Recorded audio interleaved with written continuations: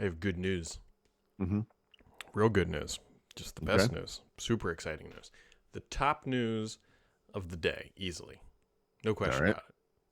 People are going to be excited about this, I promise I you. wish you would kind of get to the point, but yeah, what? Okay. Yep. So Verizon finally found out that I'm on an old bill and decided they're going to raise my rates by like $40 a month, Yeah. So you're the unicorn no more.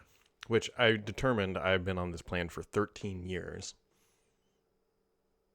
And they, I I did this many years ago. I was on AT&T, but I think it was because I went to Windows Phone. Actually, I was on the iPhone, and they had unlimited for 2 seconds or whatever. So I was on that plan, and I mhm. kept it until I had, you know what happens. So I've already talked to my wife. She's like, look, we're not moving from Verizon. I'm like, okay. I, Well, it's amazing to me she feels strongly about that. she is willing to die in this hill. Yep. Actually, it's more of the I'm not willing to listen to. Well, we switched to T-Mobile. Look, my phone doesn't work in this spot. I Yeah. so I as we sure. speak right now, she's actually on the other side of this wall. My wife has a .edu email address, and she is technically an educator.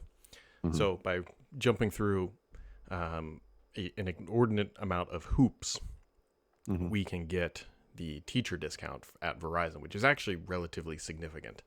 Okay. And so that's probably where we're gonna. I'm trying to figure out if I can parlay this into a new phone or not, but we'll see. Uh, huh, Yeah, like I said, best news of the day. sure. That's good news. Yep, yep, yep. And also shocking, 0.0% of people. Mhm. OpenAI is working on their own hardware. Like, Yeah. Well, yeah. I mean, I wonder whether Microsoft had any role in that because of the connection there, and Microsoft is in the process of coming out with their own hardware as well, obviously, like their own chips. So yeah, everyone's doing it. Plus, I don't think anyone has really ever complained about the technical acumen of Nvidia chips per se, nope. but it seems like everyone is really eager to get rid of them. Well, I You think they know? look at their balance sheet and they go, "Where's all our money going?" Okay, yeah, fair enough. And they say, "Look, if we built our own chips, even if they were 90% as good or whatever." Yeah, I mean, why does even Nvidia apparently has capacity issues, right? As Mm-hmm. far as building out everything they can. It seems like they should have cheaper, less, or more efficient chips or something. Like, why don't they pursue this path? I think it's because they don't have to yet. Yeah. Well, I know, but their their biggest customers are literally all working to replace them. It's like working with Apple, like it's ending. Mm-hmm. Maybe they do have a plan for this. I don't know. Maybe there's also a reality of they just don't care, right? They know what they're doing. They've got a roadmap. They're going to make as much money as humanly possible right now. Know Yeah. that that will eventually erode and that their position isn't sustainable. And so they're just going to grab as much as they can, make tons of investments, and then just see what happens. Yep. Hmm. I mean, that's a Yeah. pretty viable path. It's not like they're hurting right now. Yeah. I mean, the only wrinkle in there is the whole Wall Street thing and Right. growth, and just that whole stupidity that is the center Yeah. point I of mean, our entire that's, economy, I guess. or you just don't have the confidence that the other people are going to be able to catch up. Yeah, I mean, right. So I'm just a small data point, and I shouldn't even call it data because it's off the top of my head. It's more like a small observation point, I guess. But if you were to look at, say, AMD's latest earnings, which came out about a week ago, that company now makes roughly twice as much from data center as they do from PC. Um, this is the big push. They are an AI data center company. Like they're very serious about this. They've made almost zero inroads on Nvidia from a market share perspective. So they're, in their little part of the market, they're going gangbusters. The growth there too is astronomical. I don't remember it, the numbers obviously, but double digit, certainly in that part of the market. And yeah, you're right. They haven't made any inroads. And so, yeah, like what's the big serious competitor to Nvidia? I can't think of any. AMD is like a a small chirping bird down by the feet of Goliath. Yeah, this is not Coke Pepsi. It's like Coke RC Cola, Mm-hmm. or whatever. Like pick some regional Dr. Pibb. cola. Yeah, it's the fountain where they actually mix the syrup and the carbonated water in the same place. That kind of thing. Yep. AMD, it could be a reasonable alternative eventually, but I mean, Yeah, yeah. but as of the timing of this podcast, no. If I was Nvidia, I would not worry about AMD in the slightest. They're a little too polite and quiet and slow moving, and they often have had better technology than Intel, and have very rarely made any serious inroads. And they just seem content to kind of chug along, So I don't know. I don't know. They're a pretty small company. I mean, even with Intel's falling fortunes, I don't think they're half the revenues of Intel, but they're probably about 2/3 now, maybe somewhere in there. But small, relatively small. There's a joke in there somewhere where like AMD has blinders on and all they see is Intel in front of them, and they're like, we're gonna finally beat them, and then like Intel moves out of the way, and then No, Intel goes right off a like, cliff. They just go right up with them. Just Nvidia, Qualcomm, and all these other companies. Well, they are going after the data center thing, so yep. I like their stuff. I mean, it's weird to me they've never been super AMD's, aggressive. if I were to build a new desktop today, I would buy 100%. An AMD chip. Although, by the way, this it's Tuesday. As of Tuesday morning today, right now, you should go look at the news feeds because apparently, the Intel Arrow Lake H chips are actually better than the highest end AMD stuff. So something. These are H chips mobile. I can't remember.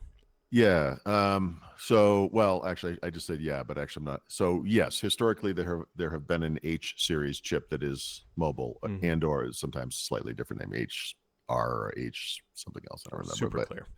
I'd have to. Yeah. Well, it's even more confusing now because the whole Lunar Lake, Arrow Lakes is whatever. So the only thing I do know for sure is that the Arrow Lake chips, regardless of their desktop or mobile focus, are non Copilot Plus PCs. Like the MPU is the old Meteor Lake style MPU. If that matters to anybody, it shouldn't. But speaking of things that never took off, so I don't know. Actually, I just saw the headline, so I was kind of surprised by this. This is one of those things I set aside to look at after the show, but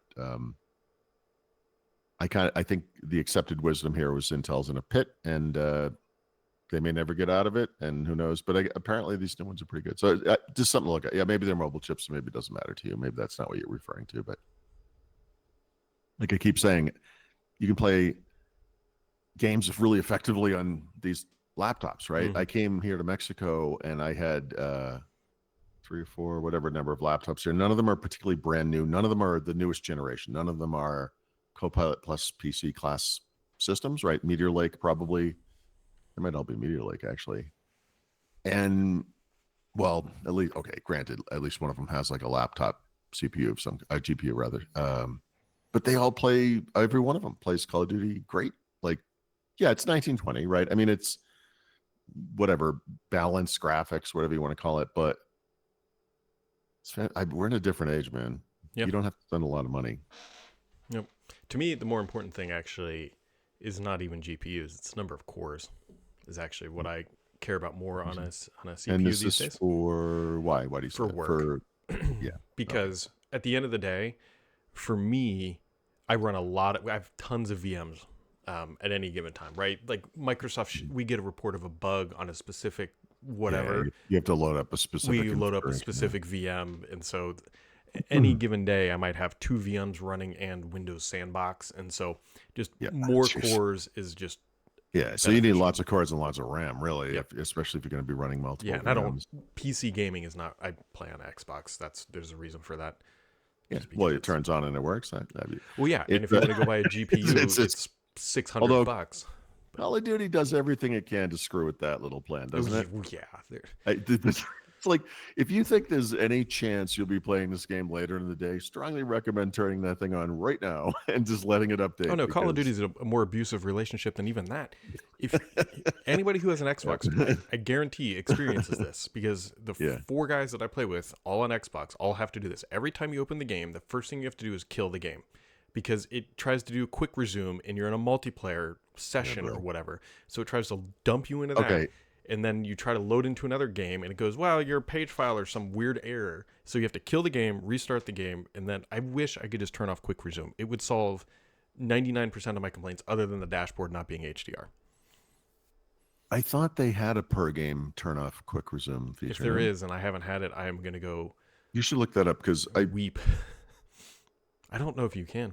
Hold on. I don't know. No, I don't know either. But while you're looking that up, I'll just say for whatever it's worth, the opposite is true on the PC. Like one of the things that's kind of weird about the PC, because there's all these other issues, right? It's a PC, but sometimes like it just shuts off, and you're like, okay. And it goes through this kind of like, it must be coming up out of like a deep hibernation thing.